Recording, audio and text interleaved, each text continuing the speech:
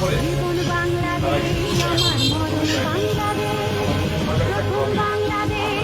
কিন্তু বলছি না, জানানোর জন্য তারা ছিলেন দুই মাসে আমাদের সাধারণ মানুষ প্রশংসা করতে চায় তাদের বক্তব্য শুনে যেটা প্রচার করা হয়েছিল যে অরাজকতা হবে বাংলাদেশে, যেটা অনেকে আশা করছিল। এখনো বিভিন্ন গোষ্ঠী আমাদের সামনে ঝুঁকে যে আমাদের দলের বদনাম করার চেষ্টা করছে,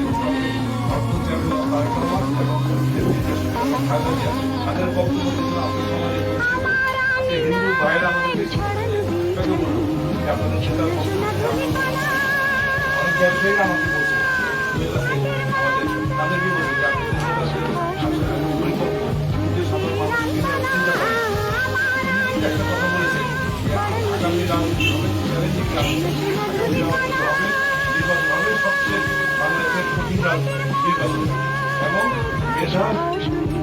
মেধাযুক্ত রাজনীতি আমাদেরকে করতে হবে। আগে 3 বছর আগে 10 বছর আগে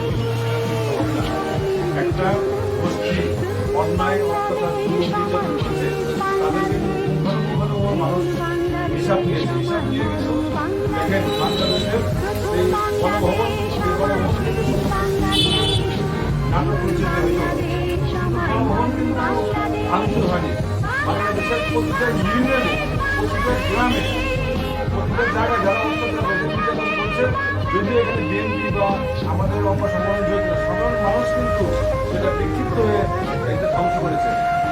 সাধারণ মানুষ কিন্তু এখন বিবেচনা করার জন্য এসে বলছে আজকে সোশ্যাল মিডিয়ার যুগ, আপনারা কিন্তু খুব অল্প সময়ে বোঝা যায় কোথায় কোনো অনিয়ম হচ্ছে, কোথায় ভালো কাজ হচ্ছে। এটা কিন্তু আমাদেরকে সজাগ থাকতে হবে। আরেকটা জিনিস, আমাদের কিন্তু আদর্শিক রাজনীতি করি, আমরা শহীদ প্রেসিডেন্ট জিয়া রহমানের রাজনীতি করি, এই দলের রাজনীতি করি। আজকে প্রতিটা কর্মীর হাতে কিন্তু আমাদের সোশ্যাল মিডিয়া আছে। আমরা আমাদের নেতা যারা তারেক রহমান আমাদের দলের নেতারা হচ্ছে মিডিয়া। তাই আমরা সারাদিন নিজেদের ছবি তুলছেন, নিজেদের এক জায়গায় চা খাচ্ছেন, সেই ছবি তুলছেন, কিন্তু দলের প্রচারণা করছেন না। আমরা আদর্শিক দায়িত্ব পালন করছি না। দয়া করে সারাদিন মিসটা শেয়ার করেন বা পোস্ট করেন, সেখানে দলীয় আপনাদের কথা বলতে হবে, দলীয় আমাদের নেতার বলতে পারেন, আমাদের ভালো কাজ সেটা প্রচার করতে পারেন। আমাদের বিগত 17 বছর কোথায় কোথায় অন্যায় হচ্ছে, কোথায় কোথায় জুলুম হচ্ছে, কি নির্যাতন হচ্ছে, এই সাধারণ মানুষকে বলার দায়িত্ব কিন্তু আপনার আমার, আমাদের দলের থেকে তৃণমূলের কর্মী, সেটা আপনারা খেয়াল রাখবেন। সামনে আপনার সম্পর্কে সচেতন থাকবেন। মানুষের মন জয় করার জন্য কি করতে হয়, ক্ষমা ছিলাম আমি কিন্তু বলাটা আমি মানুষের সাথে মাঠে বসার চেষ্টা করেন, ওনার একটু বক্তব্য আছে, ওনাকে কিন্তু আমরা কাউন্ট করি না। যে পানি ওনাকে কিন্তু আপনারা আচার আচরণ সর্বশেষ বোঝা আপনাদের নেতা সারা বাংলাদেশের খ্যাতি আমাদের দেখেছেন। তাকে কিন্তু সবাই নতুন রাজনীতি পরে একটা রাজনীতি দেখেছেন, তার আচার আচরণ, তার কথাবার্তা এখনো কিন্তু ভুল করতে হয় না। আরেক নেত্রীর কথা, তার কথাগুলো দেখেন কি বলে, সেই রকম আমাদের নেতা যেমন তারেক রহমানের কথাগুলো দেখেন, তার আচার ভঙ্গি দেখেন, চাল চলন দেখেন, উনি যে সবাইকে সম্মান দিয়ে কথা বলেন, এগুলো আমাদের মধ্যে ধরন করবে। আমরা যদি পাবেন আপনাকে পাবেন যে এটা খালেদা দিয়ে করি, যার আপনার আচরণগুলো আমার আচরণ ভঙ্গির জন্য কিন্তু আমাদের ভোট করতে পারে, আমাদের দলের ভোট দিতে পারে। সেই সার্বিক দিকে বিবেচনা করে আপনাদের সময় দিয়েছেন সবাইকে। আমি কেন্দ্রীয় যুবদলের পক্ষ থেকে বিশেষ করে আমরা 8 দিন যাবত আমরা বিভিন্ন অঞ্চলে চুষে বেরিয়েছি। এরপর হয়তো আমি আমার রাজশাহী বিভাগে আমরা যাবো 2 জন, আর এরপর হয়তো কুমিল্লা বিভাগে যাবো। এটা চেষ্টা করে দিচ্ছি, কিন্তু মূল শক্তি হচ্ছে আপনারা।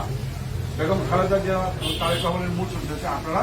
আপনারা আমাদের চেয়ে ভালো জানেন, আমাদের চেয়ে আরো জ্ঞানী।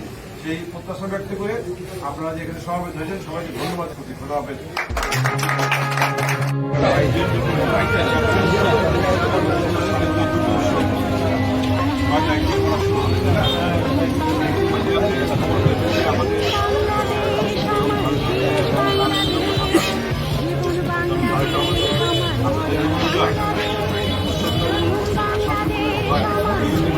সবাইকে দলীয়ভাবে নির্দেশ দেওয়া হয়েছে যে আপনাদের এই আমরা কিন্তু বিএনপি যারা রহমান তার সংবিধানে লিখে দিয়েছে আমরা ধর্মীয়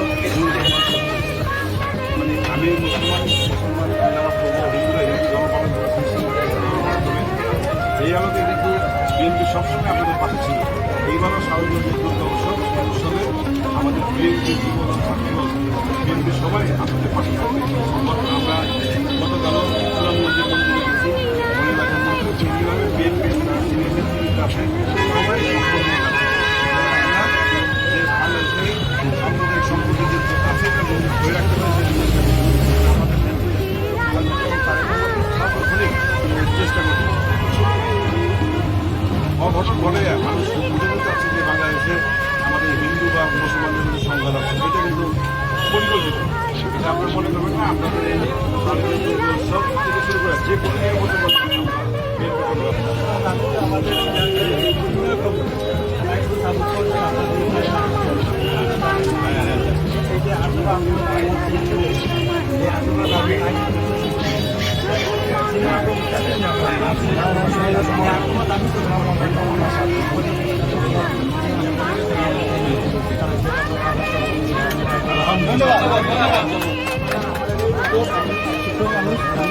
गरीब মানুষ আমাদের আর কোনো গ্রাম ইনশাল্লাহ হবে না।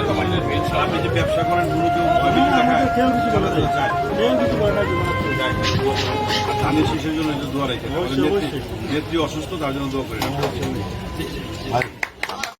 ব্যবসা বাণিজ্য করছেন আপনার বিএনপির পরিচয় দিয়ে আপনাদেরকে কোনো ভয়ভীতি দেখায় কোনো চাঁদা চায়? আচ্ছা, এটা যদি চায় তাহলে আমাদেরকে বলবেন। আমাদের দলের নেতা জনাব তারেক রহমান সাহেব এবং দেশনেত্রী বেগম খালেদা জিয়া কোনো দলের নাম ধরে যদি কোনো দলের এরকম কথা করেন তাহলে অলরেডি অনেক জায়গায় দল থেকে বহিষ্কার করছে। আমাদেরকে নেতৃবৃন্দ করলে আমরা সেই ব্যবস্থা নেব। আর আগামীতে যে নির্বাচন হবে গত 17 বছর আমরা ভোট দিতে পারিনি। স্কুল কমিটি, মসজিদ কমিটি, আপনার মেম্বার চেয়ারম্যান, উপজেলা চেয়ারম্যান, পৌরসভার চেয়ারম্যান, এমপি সব কিন্তু সিলেকশন হয়ে গেছে। আজকে নির্বাচন আগের দিন রাত্রেই হয়ে গেছে। তাই এই নিয়ে একটা সুষ্ঠু ইলেকশন যদি হয় আমরা ভোট দিতে পারবো ইনশাল্লাহ। সেই ভোট দিলে আমরা ধানের শীষের জন্য একটু দোয়া করবেন এবং আমাদের নেত্রীর জন্য দোয়া করবেন।